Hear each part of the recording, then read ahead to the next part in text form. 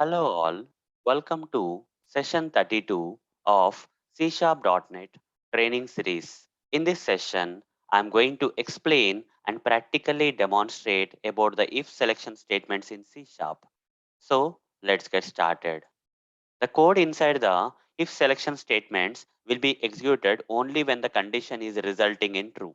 Let me show you a diagram. Okay, so this is how the code will get executed in case of the if selection statements.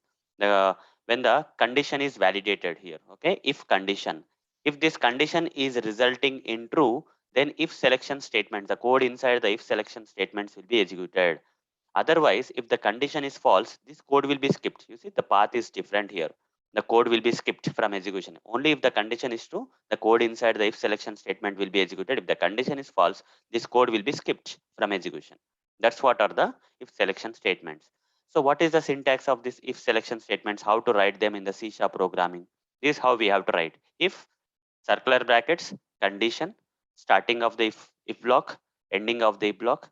This is the code which is there inside the if selection statement. This code will be executed. This blue color code will be executed only if the condition is true. If the condition is false, then this code will not be executed.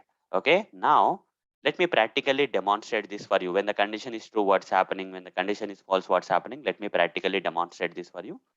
For that, I'll open the Visual Studio. Here I'll write the code. Int a is equal to 5, comma b is equal to 4. Now I'll write a if selection statement. As you already have seen the syntax here, I'll say if a is greater than b. Okay, this is a condition, guys. This is a condition. If a is greater than b, okay, this is starting of the if block, this is ending of the if block. Here I'll write some statement. That is a console dot write line. I'll write a is greater than b. Okay, a is greater than b. Now if I run this code, guys, if I run this code, what will happen? Here this condition is resulting in true, right? 5 is greater than 4 is true.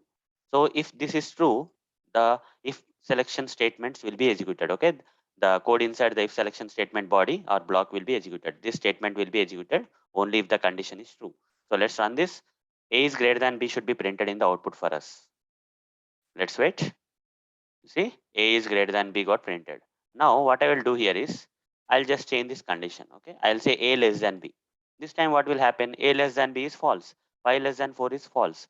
So if this condition is false, then this particular block of code will be skipped. It will not be executed, guys. Okay, if I run this code, nothing will be printed in the output. Just see here, nothing got printed in the output, guys. Okay, there is nothing got printed in the output. Okay, so because this particular block didn't get executed because the condition of the if selection statement is false. So hope guys you understood how to use if selection statements in C Sharp. When the condition is true, the if block will be executed. The statements inside the if block will be executed. If the condition is false, the statements in the if block will not be executed and they will be skipped. Okay. So this is all about the if selection statements in C Sharp, guys. That's all for this session. In the next session, I'm going to cover another C Sharp.NET topic for you. Till then, see you. Bye bye.